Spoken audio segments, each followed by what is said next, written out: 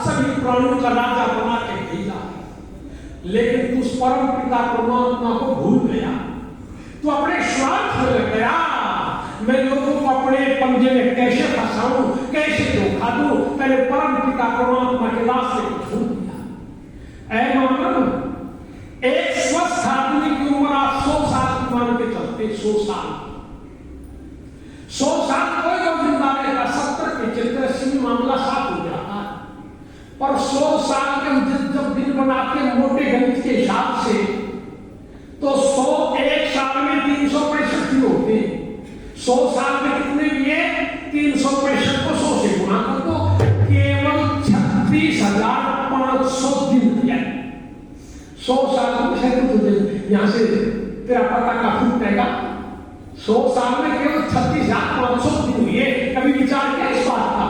तेरा जीवन दिनों की गिनती में है। जब तक तू इस दुनिया में रहता है, मानवता से दूर बढ़ता है। अगर तू मानवता से दूर हटता है तो अपने आप को खुद को धोखा देता है। और मानव का चोला पाके सबसे पहला कर्म क्या है? तुम परम पिता से प्यार करो, शुद्ध आचार विचार करो, परम पिता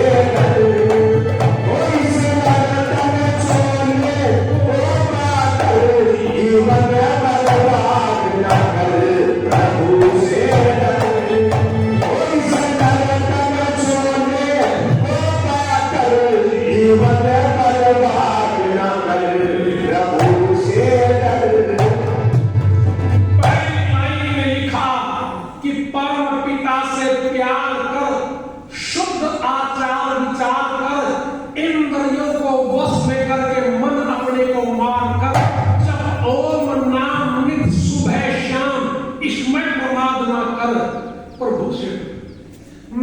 स्वामी जानकी महाराज ने अपने अमर ग्रंथ सत्यार्थ प्रकाश के पहले समोल्लास में ईश्वर के 100 नामों की व्याख्या की।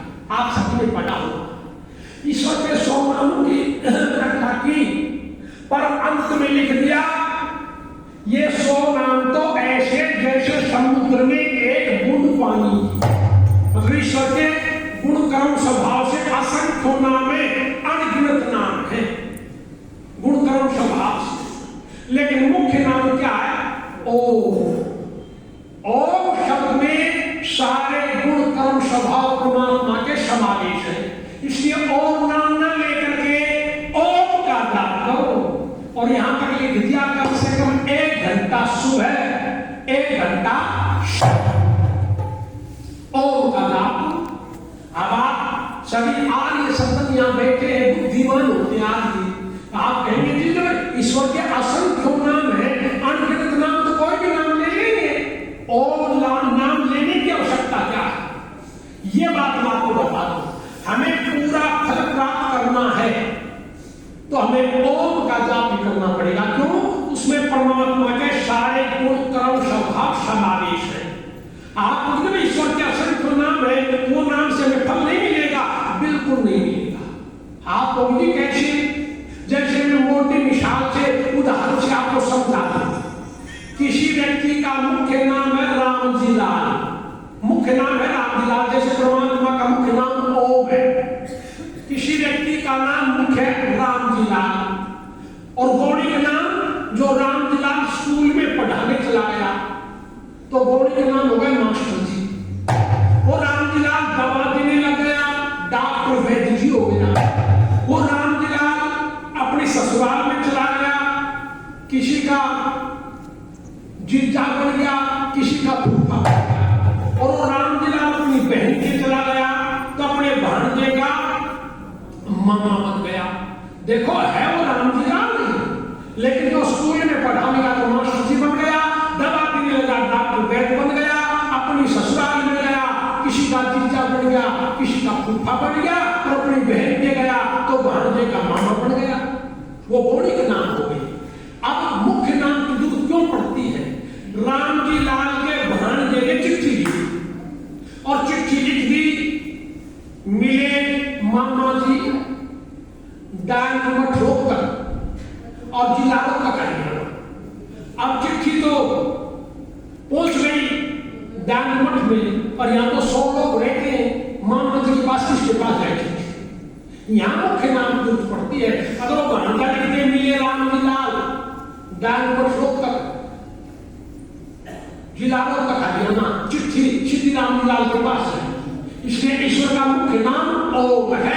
ओम का जाप करने से हमें पूरा फल मिलेगा, परम पिता परमात्मा की भक्ति का।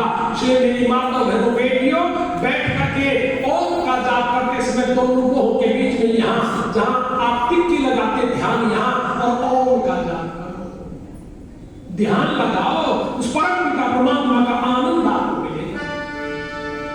और ये मानव चोला पाके ये कर्म योनि भोग योनि दोनों है। जीव कर्म करने में स्वतंत्र, फल भोगने में परतंत्र। परम पिता परमात्मा ने तुझे मानव बना दिया, कर्म योनि दे दी, कर्म कर, लेकिन फल परमात्मा के पास है। तो परमात्मा के देवी स्तंभ से कर्म क्या करना चाहिए? मन से और वचन से पवित्र। भाई जैसा कर्म कमाएगा बस वैसा ही फल पाएगा, जैसा कर्म कमाएगा वैसा ही फल पाएगा। खिला जो फूल पानी का है ये कितनियों मुरझाएगा।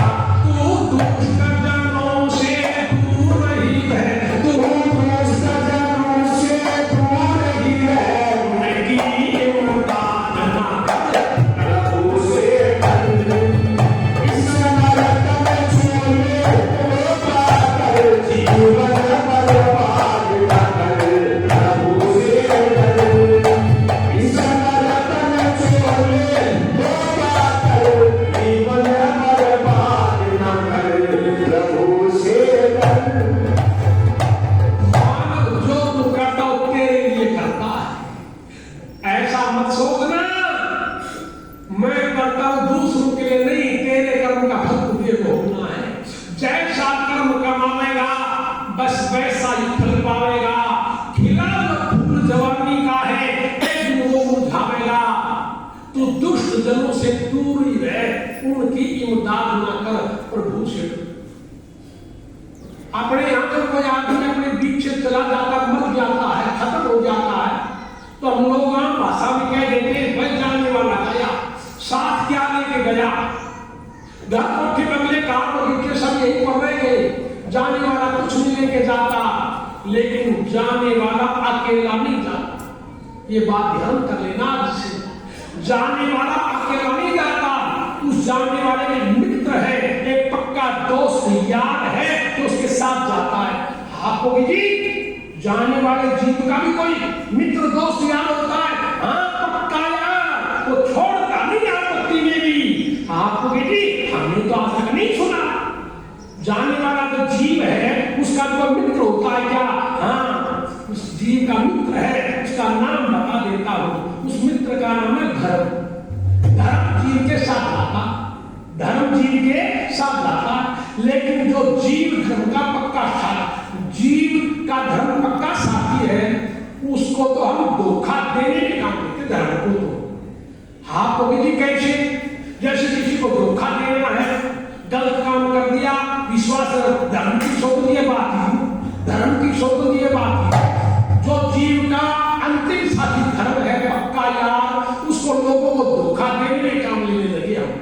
ये बड़ी भूल है। क्यों? हमने कभी सत्संग नहीं किया, हमने जीव और धर्म के बारे में जाना नहीं।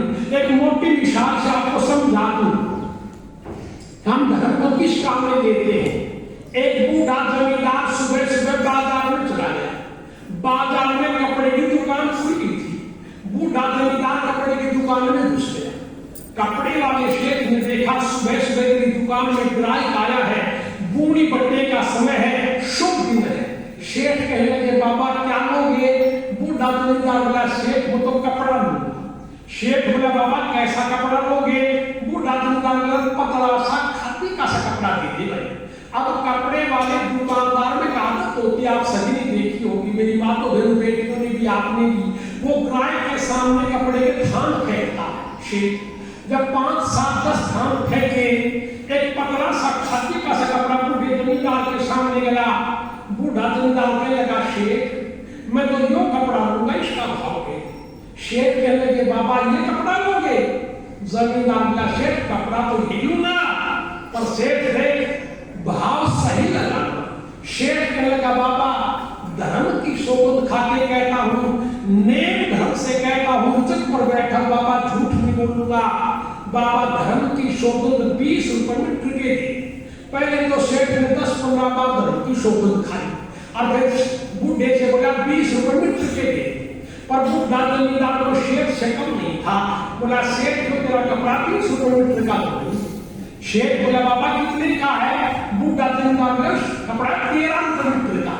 शेख फिर कहने लगा बाबा धर्म की शोभन खाके कहता हूँ, नेम धर्म से कहता हूँ, 18 रुपए मीटर कपड़े की दुकान में पड़ा है, तू एक काम कर 20 नहीं तो 19 के भाव के पैसे दे दे।